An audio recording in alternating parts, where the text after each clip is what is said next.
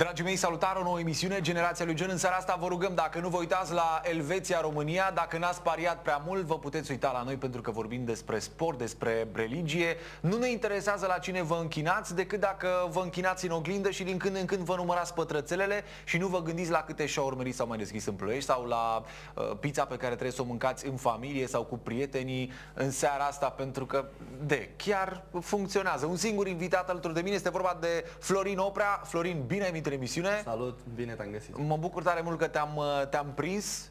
Ai același program ca al meu. E foarte greu, adică unul dintre noi doi trebuie să renunțe.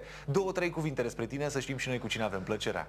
Florin Oprea numele meu, student la kinetoterapie, ultimul an, dau licența anul ăsta, instructor de fitness aici în Ploiești. Ce să zic, am fost salvamar de la 18 ani până acum 2 ani. Înainte de emisiune, eu chiar ți-am solicitat buletinul. Da. Zic, mă, poate omul o fi minor. Poate, ani, da, o avea 16 ani, se pregătește mâine, poimine pentru bacalaureat, totuși să fim în regulă. Zi-mi cum pornește povestea ta, când ai descoperit tu pentru prima dată mișcarea, nu când ai mers tu pentru prima dată de-a bușilea, nu? Da, prima dată mișcarea, și anume fitness-ul, din prima, l-am descoperit la vârsta de 16 ani. Cred că fără să îmi spună nimeni despre fitness. Pur și simplu mi-am dorit, pentru că am văzut am văzut oameni care aveau la televizor, care aveau un corp interesant, special, aveau mușchi de fapt. Eu atunci încercam să analizez de ce ei sunt mai speciali decât ceilalți. Și ulterior am aflat de ce. Era de vină faptul că făceau sală, fitness și așa mai departe, culturism și cum vrem să-i spunem. Și așa am știut că acolo trebuie să mă duc, să fiu ca ei. Eu asta mi-am dorit, să fiu ca omul ăla pe care îl vedeam, să zicem, într-un videoclip străin. Adică tu la 16 ani voiai tare mult să arăți ca oamenii din reviste, de fel. N-aveam altceva de făcut și era interesant faptul că ei sunt speciali, diferiți. Și pe lângă faptul că îmi plăcea să fiu diferit prin un telefon șmecher, mi se părea interesant să fiu diferit prin corp. Mi se părea ceva mult mai serios, mult mai care rămâne pe tine acolo și care chiar te scoate în evidență. Bine, trebuie întreținută toată faza asta. Categoric. Și ce ai făcut la 16 ani? Te-ai dus prima dată la sală sau? Am încercat să aflu unde este o sală, mă rog. După care am încercat să văd pe cine găsesc. Prima dată am fost în afara orașului la o sală. Și am găsit niște prieteni care mergeau la sală, nu erau foarte serioși. Ei s-au lăsat, eu am rămas. Cam asta a fost treaba. Bafta ta sau bafta lor? Bafta mea, clar. Nu știu dacă ești mulțumit sau dacă tragi tare doar pentru carieră, că sunt și oameni care se duc la o facultate, spre exemplu, dar nu din plăcere, ci pentru că trebuie să-și găsească locul într-un job. Având în vedere că eu chestia asta o văd, și chiar dacă n-ar fi jobul meu ăsta și aș avea alt job, indiferent cât de greu ar fi jobul respectiv și cât de mult timp mi-ar ocupa, tot aș merge la sală. Deci clar e bafta mea, că dacă o fac așa, dacă fac în felul ăsta, o fac de plăcere. Nu putem să arătăm bine fără să mergem la sală? Putem să fim slabi fără să mergem la sală, dar tonus, fără exerciții, fără să punem mușchii în mișcare, mușchii trebuie să lucreze. Adică, uite, în seara asta cred că publicul nostru e feminin și atât. Îmi pare tare rău. Și publicul ăsta feminin e chinuit, probabil, că zice, băi, tot aș vrea să văd ce face toate fetele vor acum, haide România, să stăm Elveția acasă și să ne tonifiem și să slăbim și așa mai departe. Și toate întreabă, dar nu putem să stăm acasă sau să facem mai puțină sală și totuși să avem rezultate mai mari? Păi am înțeles că există o rețetă, nu mănânci nimic și atunci există un rezultat. Moale cu o carne ca brânza pe tine și dar hai să discutăm un pic despre problema asta. Chiar mi se pare că e o problemă la nivel de doamne și domnișoare. Într-o mega disperare, domne, trebuie să slăbesc, trebuie să arăt bine în bikini, nu mai mănânc, dar deloc, nu mai beau apă și cu siguranță scap de 5-6 kg într-o săptămână. Da, păi și n-a rezolvat nimic. Nu mai bei apă. Corpul e făcut să aibă apă, să rețină apă, trăim cu apă, toată lumea știe. Nu știu de ce încearcă ei să forțeze chestia, să forțeze nota, pentru că oricum nu o să scape de apă, la un moment dat tot o să bea, tot o să rețină și așa mai departe. Și o să rețină mai mult și o să fie mai grav, pentru că deja tu, nebând apa, ai îmbolnăvit rinichiul, care e responsabil de procesul pe care apei în corp. La un moment dat nu o să mai funcționeze corect, rinichiul respectiv o să rețină apă mult mai multă decât înainte, pentru că l-ai stricat. Nu mănânci, te îmbolnăvești ficatul, care îți digeră mâncarea, pancreasul și așa mai departe, toate organele responsabile. Și ce ai rezolvat la final? Păi vin fetele în vizită și văd rezultatul și spun, vai dragă, cât de bine arăți.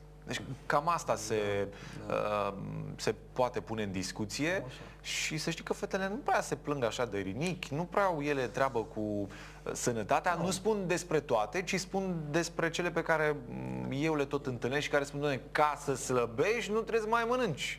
Zic, băi, parcă mi se pare un pic exagerat, cum nu mai mănânci? Da, uite, fac o excepție, duminica ciugălesc un pic. Ca să vezi educația care o primește omul în ziua de azi. Nu că eu am primit educația să mănânc tot din farfurie. Păi și eu la fel, da, bine, nici asta nu e educație foarte bună. Nu neapărat să mănânci tot, bine, e bine să-ți mănânci tot, că știi cât să spui.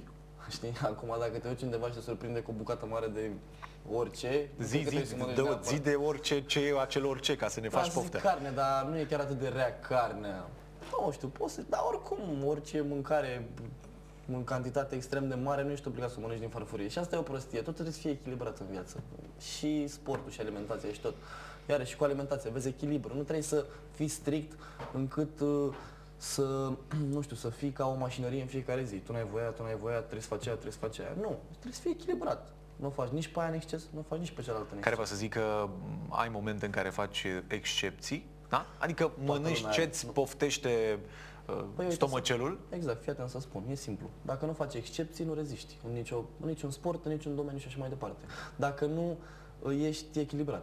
Pentru că dacă exagerezi foarte mult pe o nișă, oricare, chiar și sport, vorbim de sport acum, la un dat, pur și simplu te nebunești, o iei razna, ești prea stresat, te stresează chestia, nu poți să fii exagerat prea mult timp. Și să ai o alimentație foarte strictă prea mult timp și să te duci și la sală, să stai 10 ore pe zi la sală, iar n-ar fi ok. Totul trebuie să fie echilibrat. Tocmai ce spuneam, se poate face sport și dacă te duci la muncă, trebuie să ai o viață liberă, să fii copil de bancata și să fii doar la sală. Asta e o prostie, mulți zic, n-am timp. Cât ai vrea să ai? 10 ore pe zi timp de sală? Cât eu doar o oră am treabă cu tine. Îți ia încă 7 ore să faci duș sau care e faza? Deci, de 60 de minute sunt suficiente de câte ori 60 de minute pe să fii, dacă se poate, de 5-6 ori pe săptămână e ok. Depinde acum de nivelul fiecăruia, adică la început, clar, trebuie mai puține zile pentru că corpul nu e obișnuit cu mișcarea și o să reacționeze destul de intens. După care, clar, îi trebuie mai mult pentru că se va obișnui. Și cu cât e mai mult sport într-o săptămână, mai multe zile de sport, cu atât e mai bine. Care sunt principalele motive pentru care vin oamenii la sală și solicită și un instructor? Din păcate, principalele motive pentru care vin oamenii e că sunt grași. Asta mă deranjează pe mine. Am venit că, știți, m-am urcat pe cântar și mi-a scris cântarul că sunt plus nu știu câte kilograme, deci sunt gras. Deci asta mă întristează pe mine. Uite, vezi, eu ți-am zis, eu m-am luat la 16 ani. Eu nu eram gras. Eu vreau să arăt bine și nu m-am gândit la sănătate, nu vreau să mint cu chestia asta, nu m-am gândit la sănătate, pentru că ai 16 ani, te gândești la asta, ești deja sănătos, știi? Nu te gândești la sănătate. Am vrut să arăt bine. Ulterior mi-am dat seama că, uite, trece timpul, văd tot felul de chestii în jurul meu, oameni care se îmbolnăvesc. Bine, fiind și la chestia cu kinetoterapia, am aflat mai mult despre articulații mușchioase, rupturi. Chestii. Ai început să devii responsabil, da, să știi că să-ți dai mai seama contează că și alte există lucruri. chestii care, fără sport, devin foarte serioase, adică oamenii chiar se pot îmbolnăvi fără sport. Mama, de exemplu, a făcut operație de menisc din cauza insuficienței musculare sau insuficiența tonusului muscular. Adică nu făcea suficientă mișcare în fiecare zi și atunci... Mersul nu înseamnă mișcare, că dacă mușchiul se obișnuiește cu mersul, nu o să mai dai niciun randament. Mușchiul trebuie să-i dai ceva special, o intensitate mai mare pentru a munci într-adevăr, să-și atingă scopul respectiv. Dacă tu îi dai doar mers, unii zic, păi merg nu știu cât pe zi. Păi mergi de mic. Înțelegi? Ce ai dat diferit la sport? Și acum mă gândesc la cei care... Se numește homeostază, perioada în care corpul se obișnuiește cu intensitatea musculară. Dar dacă ne obișnuim să stăm prea mult pe scaun? Adică nici măcar nu mergem pe jos, nici măcar atât. E grav rău de tot. E grav. Mușchii trebuie să aibă lucru mecanic. Ei, dacă nu funcționează... Noi suntem ori făcuți din cea mai mare parte din mușchi. Sunt cele mai grele țesuturi din corpul nostru. Dacă noi nu îi antrenăm, ei nu ne pot ajuta să ne mișcăm. Deci noi îi ajutăm pe ei, ei ne ajută pe noi. Acum că au dat câteva raze de soare, că e un pic mai cald afară, că se întâmplă niște lucruri, s-au mai deschis niște piscine, parcă ne interesează. Parcă sună bine ce spui tu, dar noi venim cu niște kilograme în plus, multe la număr, și vrem rezultate rapid. Hai să mâncăm o iarnă întreagă și la vară să slăbim. Da, și iarna, și primăvara, că a fost și cu Paștele, au fost multe motive pentru care merita să mănânci. Meciul din seara asta, la fel, are o grămadă de pofte culinare, adică cum să te uiți la meci și atât.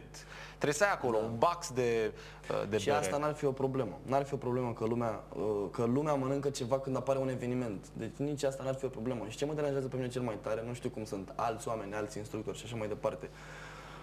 Vii la mine, te slăbesc. Nu, pe mine mă interesează cel mai tare să văd dacă omul ăla a înțeles ceva de la mine. Băi, e vorba de un stil de viață sănătos. E viața ta, ai grijă de ea. Eu aș vrea să încerc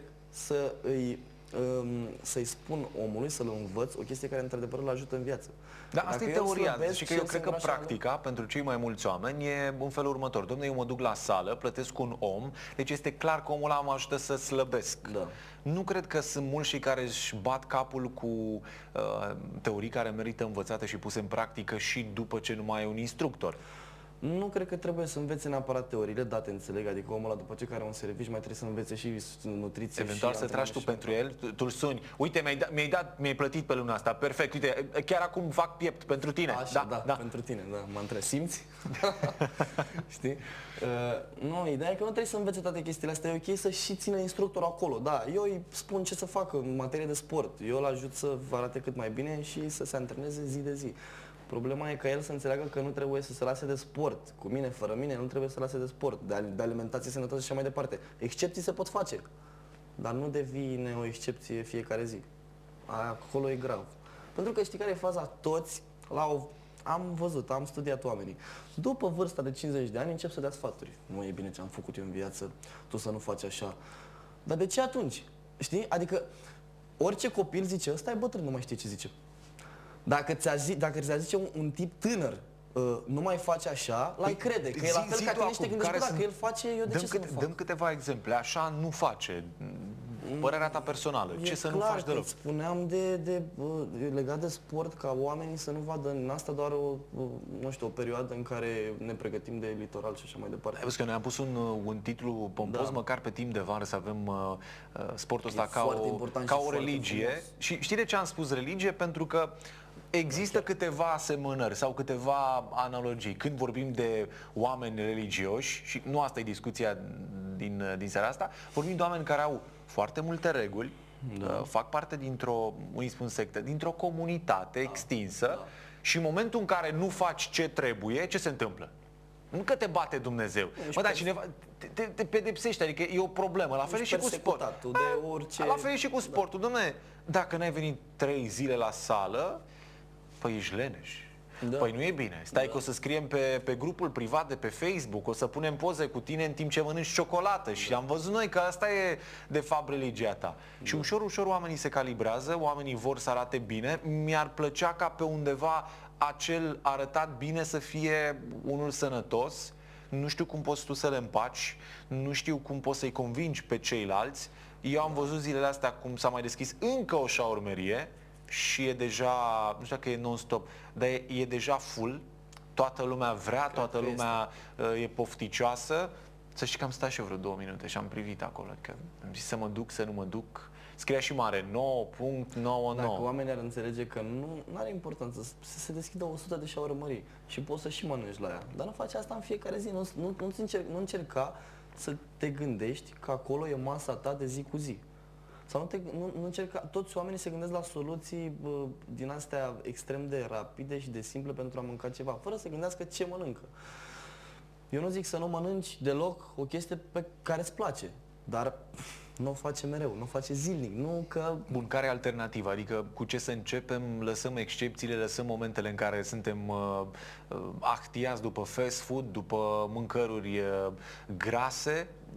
Care sunt soluțiile? Pentru că ajungi în centrul orașului și ai mâncat ceva. Ai mâncat ceva cu prietenii, ce să mănânci? Da, cel mai important este ca omul să aibă o bază mică de cunoștințe despre ce să mâncăm și ce nu. Nu e foarte greu, e atât de simplu, adică având în vedere că alții studiază la facultate o grămadă de chestii, asta e o chestie banală de viață. Nici măcar nu trebuie să ai cine știe ce studii ca să știi lucrurile astea. Dar sunt clar produse procesate și produse naturale. Bio, cum spun toți acum, bio, organice și așa mai departe. Toate astea înseamnă același lucru. Rău și bun. Indiferent de nume și de firme și că există o grămadă de soluții să atragă clientela. Ce e rău, clar, a trecut printr-o fabrică, printr-un proces. Un suc. de exemplu. N-am văzut suc de la să apară într-o baltă, așa, și să fie filtrat și să trebuiască să-l bem. N-am văzut niciun suc, n-am văzut nicio ciocolată să crească în copac. Deci clar, există produse bune și rele și e simplu să ne dăm seama care sunt bune și care sunt rele. Produsele rele au o singură importanță negativă în viața noastră. Ele nu sunt procesate corect și normal de organism, pentru că organismul fiind natural, procesează doar chestii naturale. Sunt înfrățite, natural cu natural, e logic, trebuie să aibă o legătură. Artificial cu natural nu mai merge. Cum să le pui împreună? Clar nu o să mai corespundă. Și ce se întâmplă? Clar, dacă îi dăm lucruri naturale, el o să știe să le folosească, o să știe. Vorbim de energie. Energia corpului înseamnă ce mâncăm.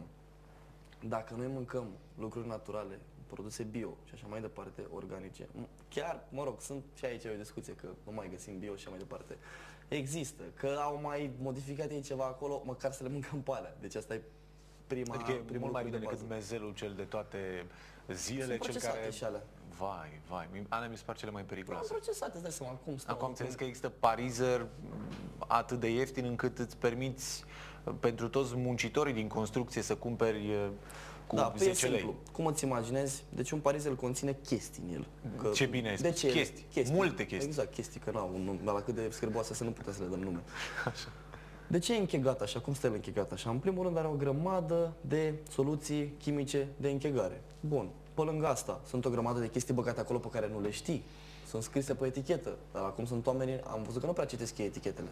Păi de când scrie E200 nu știu cât, E400, zici, da, încă un E. Și ce Multe recomand E-uri. eu oamenilor ca să fie tot treaba cât mai simplă și să dea rezultate? Mâncați chestii cât mai clare. Nu încerca să mănânci o grămadă de combinații că nu știi ce e acolo și te încurci și zici, ce o avea ăla, ce o avea ăla. Nu te mai gândi ce are ăla, ce are ăla. Mănâncă chestie clară. Nu știu, o portocală. E clară, e decât o chestie acolo. Ai mâncat-o. Crește undeva, nu e un mix de portocale cu pe acolo o grămadă de chestii și te gândești, mamă, dar dacă o avea și de aia, dacă... Nu, mănâncă chestii clare ca să fie mai simplu până înveți alimentele bune și alimentele proaste și până înveți să citești pe etichete. Mănâncă, de ce să mănânci un salam care conține 4 tipuri de cărnuri, grăsime, ba și așa mai departe, când poți să mănânci o bucată de carne luată de undeva. Carne simplă, carne, macră, mușchi de vită, nu zic porc, curcan, pui, Ai ceva cu pește. porcul? Se digeră mai greu, te doare stomacul de la el, e bine să mănânci ocazional. Deci nu e chiar atât de sănătos pe cât zici tu.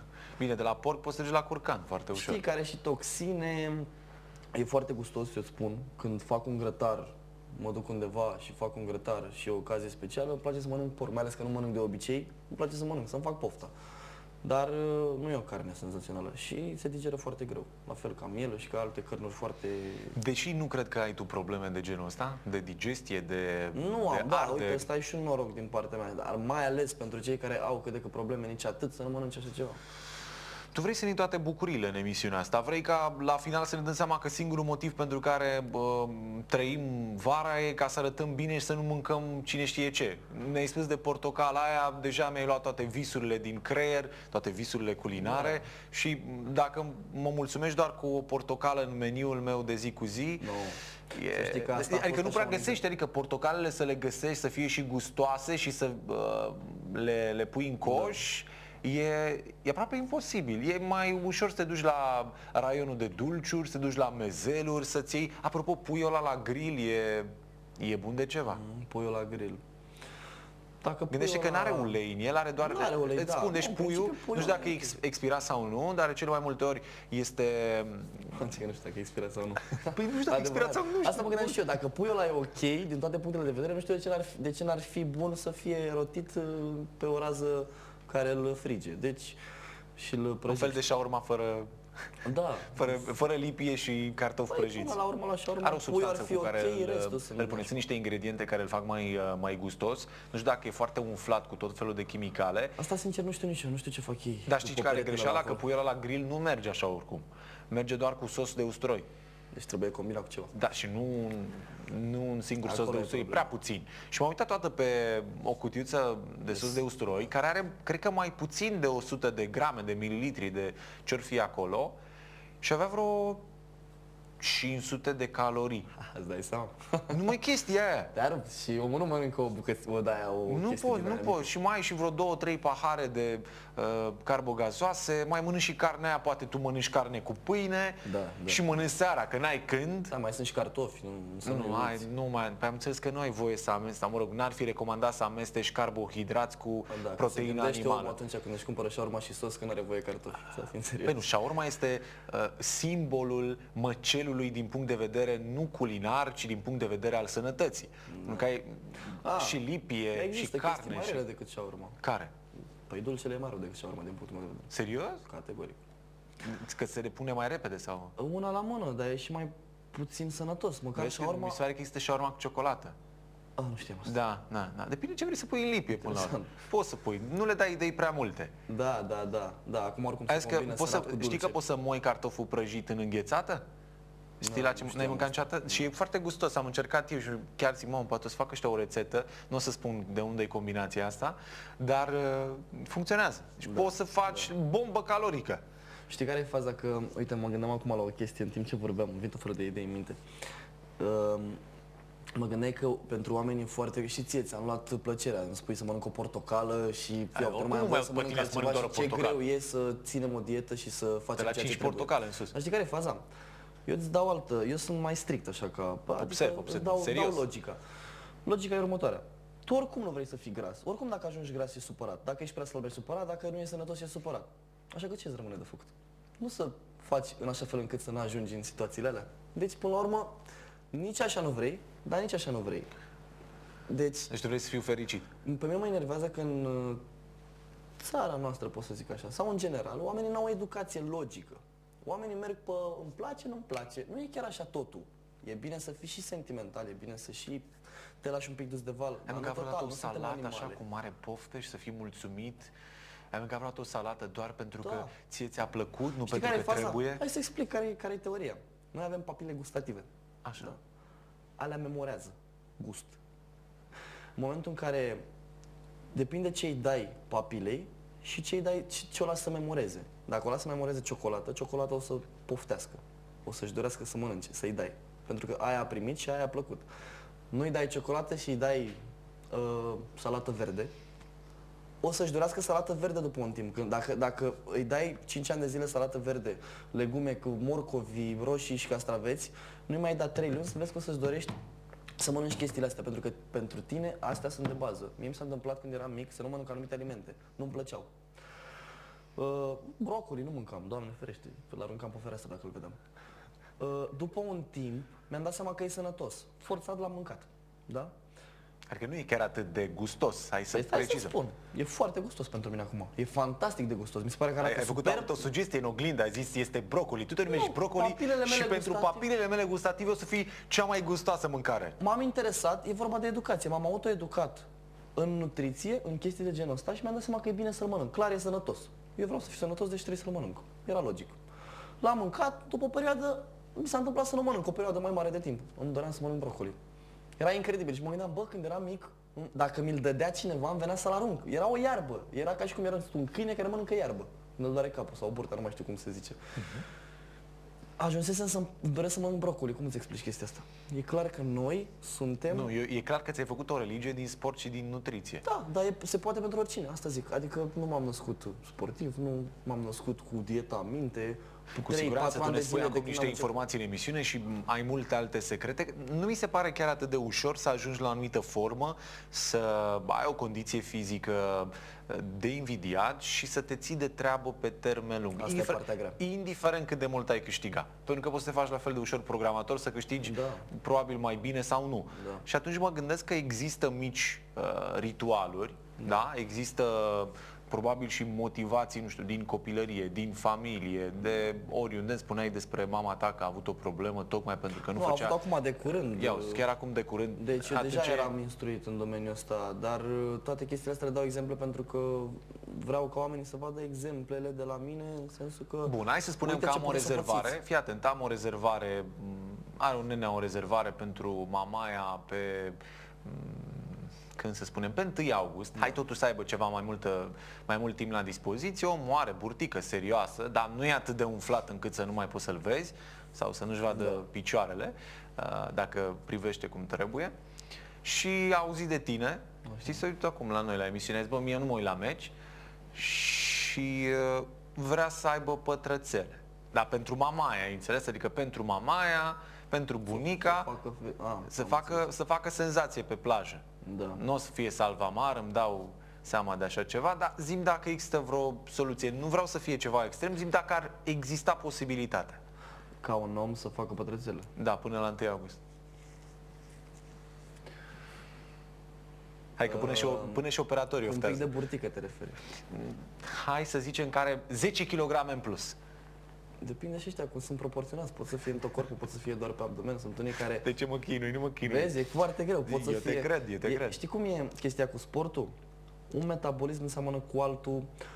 O anumită persoană depune într-o zonă nefavorabilă pentru el mai multă grăsime decât în altă zonă. Da, la general încerc să-ți dau un răspuns. Așa, bun. Să iasă treaba bine. Nu suport un termen, de obicei. Mie mi se pare că un termen pentru un om înseamnă clar că el după perioada aia nu mai vrea să facă treaba asta. Nu mai vrea să țină de sport. El are nevoie decât să se ducă în mamaia, la plajă. La mamaia. Da, pe mine chestia asta deja mă Vrea enervează. să spargă niște bani acolo. Vrea să spargă niște bani acolo, da, și să se îngrașe la loc. Să bea până După primele 3 zile, după ce ai ieșit bine în pozele pentru Facebook, nu mai contează. Aș fi mulțumit să aud următorul lucru. Vreau să fac pătrățele, să mă duc în mamaia, să mă distrez, să mănânc ce vreau eu, după care să mă întorc să fac sport. Frumos.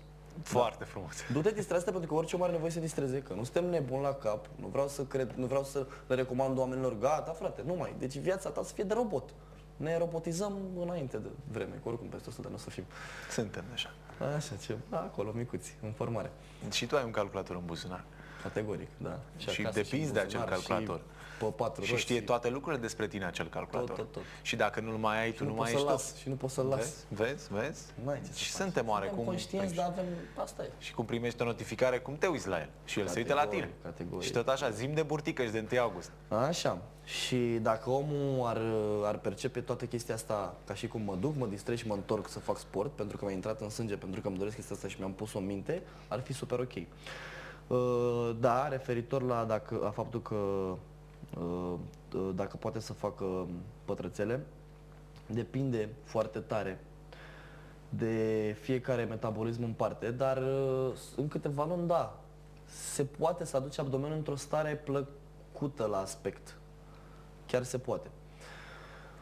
Dacă omul face suficient cardio, dacă omul ține o dietă foarte strictă și tocmai dacă el a pus un termen, clar trebuie să fie strict.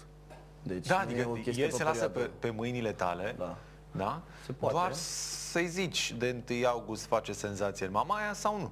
Da, senzație de la gras până la face senzație, cred că e distanță destul de mare, dar Să se vadă acolo un pic, știi cum e, domnule, măcar sunt primele 2, nu mai e un singur Dacă pătrățel. omul ascultă toate sfaturile, e clar că într-o perioadă de câteva luni se pot vedea îmbunătățiri foarte mari. Îmi plac răspunsurile tale. Vrei să fii sigur pe tine și nu vrei să-i oferi garanția din prima? Urăsc să mint oamenii. Nu se poate fără muncă. Nu-mi place nu vreau să iau bani nimănui, nu vreau să fac profit prin a minți oamenii. Nu am nevoie de așa ceva. Deci eu am înțeles că sunt o grămadă de oameni care garantează anumite obiective de atins într-un timp scurt, mai ales pe timp de vară. Vrăjeală. Ce De cum părere ai știu la televizor, aud numai chestii. de ceaiuri, de prafuri, de toate cele care și că ne-ar ajuta să slăbim sau să ne menținem în formă? Sunt o felul de trucuri pe care toți clienții mei le află, le explic tuturor, sănătoase, ok, adică clar nu pot să recomand ceva care nu e asociat cu sănătatea, dar ceaiurile, da, de ce n-ar fi bun ceaiul? E foarte ok, na, detoxifiază organismul, e foarte Nu ok. vorbeam neapărat de ceaiurile acelea care sunt extrem de scumpe, da? Nu Te vorbim de referi un la ceai de azotare, 5-6 grăsimi lei, sau ci chestii de astea, te referi la suplimente nutritive. Oarecum. Ceaiurile acelea minune. Ceaiurile minune. Nu, alea sunt prostii din punctul meu de vedere. Deci n-ai băut așa ceva până acum. Mie îmi se par prostii. Da, alte prafuri care se amestecă dimineața cu lapte, 0,5% grăsime. Laptele, având în vedere că nu are grăsime, e ok. Prafurile, depinde ce prafuri. Vorbim de Dar, acele prafuri faimoase. Eu sunt de părere că alimentele fac minuni, nu altceva. Nici o scurtătură nu e o scurtătură adevărată. Nu te duce către un obiectiv care durează. Nu există. Oamenii adoră să audă minciuni. E atât de ciudată chestia asta, e atât de interesantă chiar. Oamenii adoră să audă minciuni, deci oamenii adoră să fie păcăliți. Păi da, pentru că e mai simplu. E mai simplu. Adică de ce să-i spui omului care a de tras 3, 4, 5 luni ca să ajungă la ceva cât de Doamne ajută, când poți să-i spui într-o lună o să fii țiplă, ia prafurile astea. Și sunt oameni care chiar obțin rezultate. Să se ducă la cine o să... Dar știi că există oameni care obțin, Asta da? e și problema, da, există... Și apoi e acel efect de yo-yo. Există niște oameni, o anumită categorie cu metabolism extrem de bun, care asociază ce au consumat cu cum arată ei. Dar nu e valabil pentru toată lumea. Da, într-adevăr, sunt niște chestii, ia uite, ăla cum a reușit. Dar ăla nu e direct proporțional cu tot ce se întâmplă cu ceilalți oameni. Deci asta nu funcționează așa. Și oamenii trebuie să aibă o educație, trebuie să gândească logic. Nu suntem animale să ne ducem, cealaltă ăla, iau și eu, vreau să fiu ca el. Florin, tu îți chinui clienții? Da. Da, Ce vrei să ne spui prin asta? În sensul bun, de-aia zâmbesc. E ceva plăcut. Păi ar trebui să luăm acum o dovadă vie, să ne spună, domne Florin, e cel mai dur. Păi stai să zic, am și porecla de Hitler și de... Aoleu. Am porecla de ce? Dar ce-i faci? Îi pui pe bandă până când nu mai respiră? Banda e o chestie banală acolo, nu e mare lucru să alergi. Toată lumea ar trebui să știe, dacă nu, îl învățăm. Dar musculatura de obicei are efectul de a arde, de a simți o arsură musculară atunci când mușchiul ajunge la o intensitate foarte mare de lucru. Și atunci se numește, e situația când eu sunt un om rău și clientul suferă. Bineînțeles că el a doua zi e mai puternic și mai frumos. Înțelegi? Deci asta mă face bine să zâmbesc. Practic nu-i fac ceva rău. E o senzație cu care se obișnuiește și pe care o să o aprecieze în timp. Tocmai asta e. Vezi, dacă învii puțin timp mie la antrenamente, nu o să-ți dai seama că efectul ăla e chiar benefic. Dacă stai mai mult, o să zici, mamă, ce fraier am fost. Ca cu brocoli, știi, nu mi-a plăcut la început și acum îmi dau seama că e sănătos și bun. Nu mi-a plăcut arsura de musculară la început și acum îmi dau seama ce mișto e, că abia aștept să vină arsura aia, că știu că aia e pozitivă și mă ajută să merg mai departe. Dom'le, eu pentru asta plătesc, pentru arsura musculară, că dă mai bine. Dar în afară de portocală și de brocoli, mi-ai spus că porcul nu e bun, că ciocolata e un pic e mai nasoală decât shawarma. Dacă ne referim strict la îngrășat, 100% e mai nasoală. Orice zahăr, ciocolata are zahăr. Orice dulce exagerat, orice zahăr îngrașă foarte mult. Carbohidrații simpli, de genul ăsta, îngrașă. Ciocolată, napolitane, bomboane, tot ce există. Zile că salivează. Să zic mult mai multe. Cornuri, da. Toate prostiile astea au zahăr extrem de mult. Și nu putem să le luăm pe toate și să le mâncăm în același timp? Toate astea? Da, și suc și... Nu, dar poți să-ți faci, uite, am o metodă să zic, că am o zi pe săptămână acolo în care să faci poftele cât de cât, fără să-ți dai corpul peste cap. Dar tu n-ai mulți prieteni, tu nu te duci la, nu știu, o sărbare, o nuntă... A trecut prea mult timp să nu mai pot să mă abțin. Nu, nici măcar nu cred în... Bine, tu mergi foarte mult la sală, tu lucrezi și cu clienții, lucrezi și pentru tine, ție este un pic mai ușor. Fără dietă nimeni nu reușește. Nu, sunt o grămadă de instructori de fitness grași. Jur. Mie mi se pare că nu prea sunt instructori. Nu se potrivește, dar au meseria aia, lucrează la anumite săli. Crede-mă că dacă stai să analizezi în România asta... N-ar trebui să fie o condiție? Asta, să arăți poate că arată bine când s-a angajat. Când s-a angajat, dar dacă lucrezi pe treaba aia, trebuie să dai în continuare randament. Oricum, da, e adevărat. Dar știi că oricum se întâmplă. Ar trebui să fie o condiție, da. Dar știi că se întâmplă. Adică tu vrei să arăți bine și la 30 de ani. Da, nu, asta era referitor la faptul că degeaba faci sport dacă nu ții și o dietă corespunzătoare.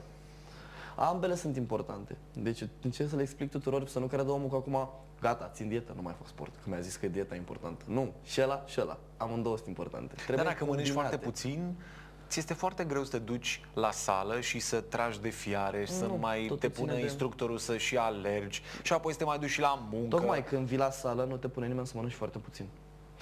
Asta e și ideea. Oamenii se îmbolnăvesc mai mult acasă fără sport decât la sală cu sport.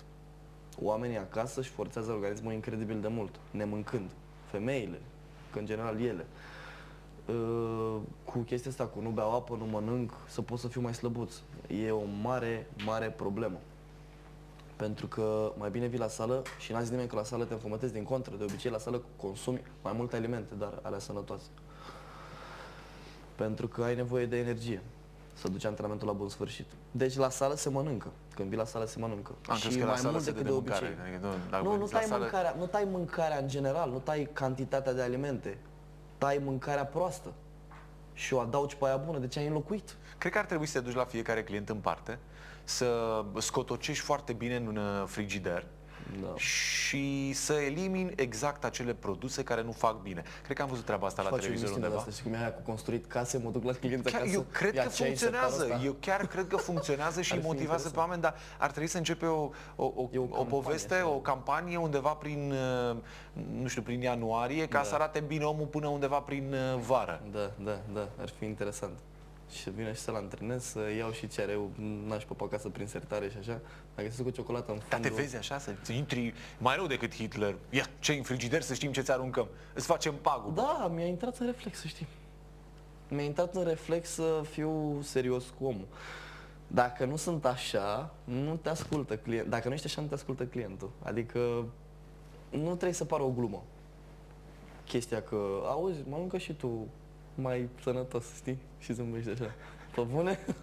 Adică nu, pe bune, e o chestie serioasă. Vii aici, vii degeaba. Nu mai veni dacă n-ai chef de Și tu treabă. așa îi spui?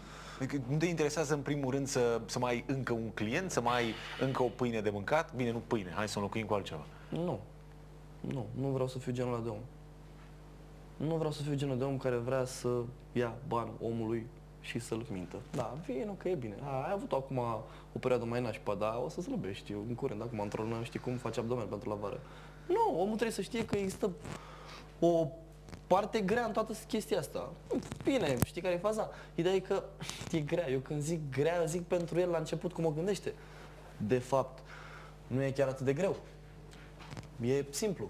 Dacă se obișnuiește, într-un termen scurt, o să-i se pară o floare la ureche. Uite, se ia lumea de noi pentru că ai venit cu un mesaj care nu ar trebui să ne placă. E tu o acum- ironie?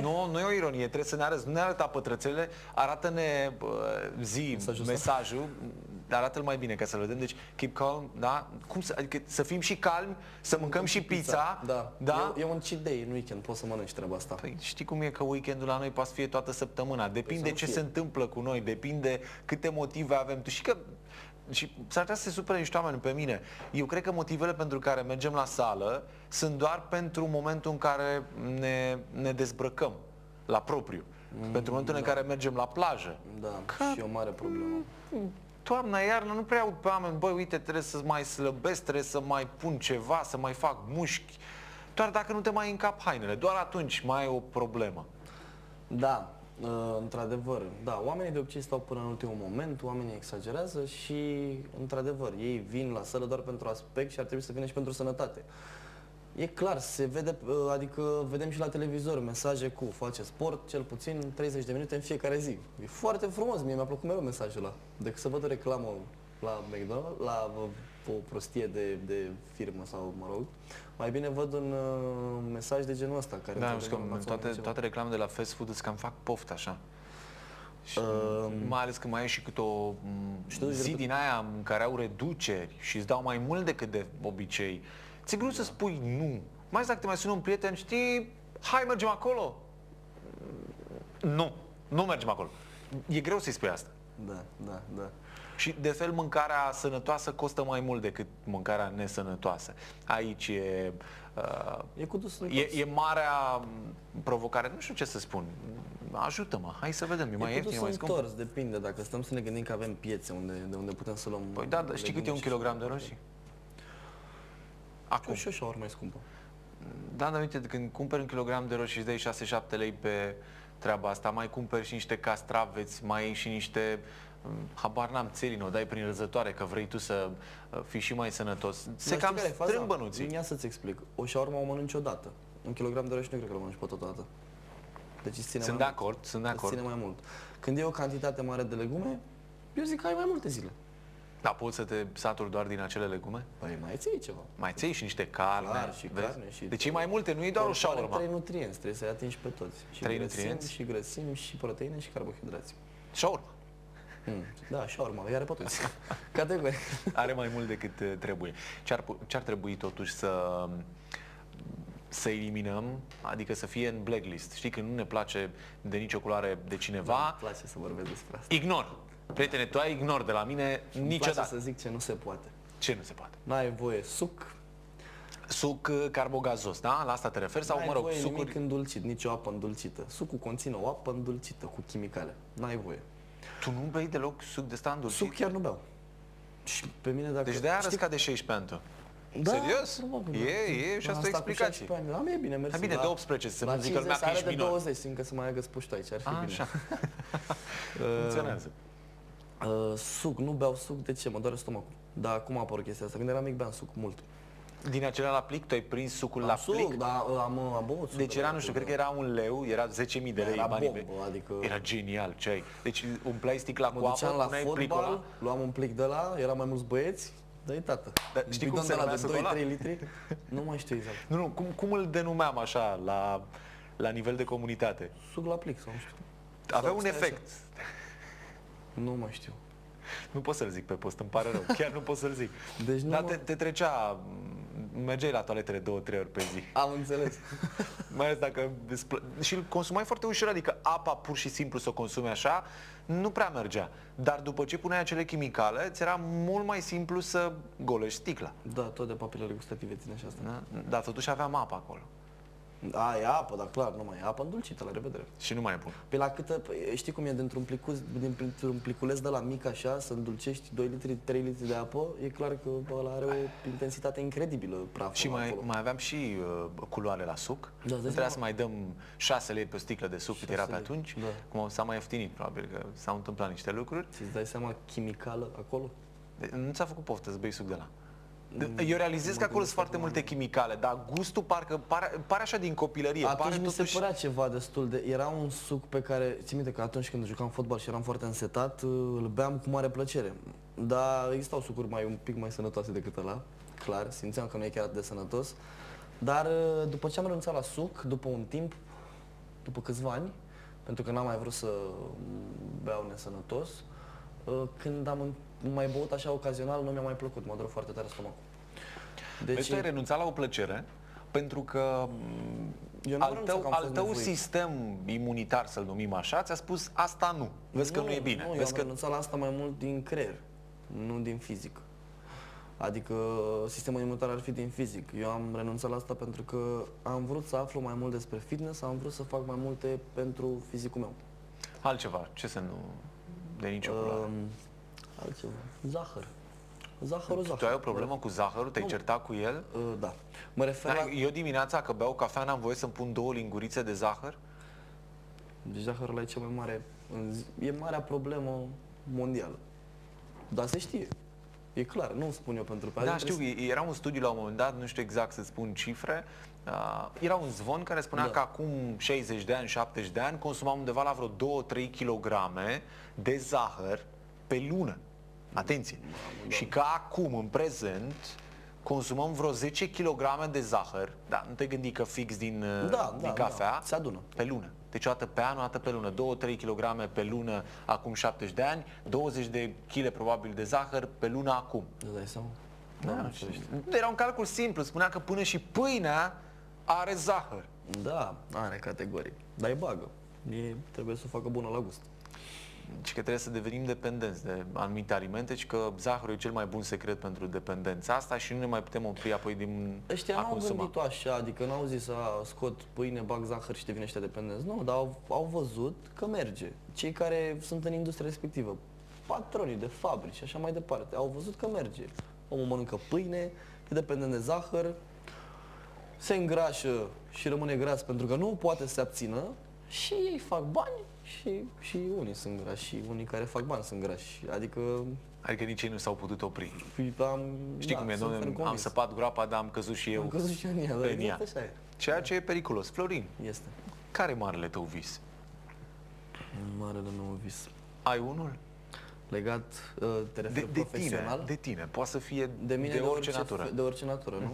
Tu, Florin, Marele meu vis e să ajung să fiu foarte fericit, împlinit profesional și familial.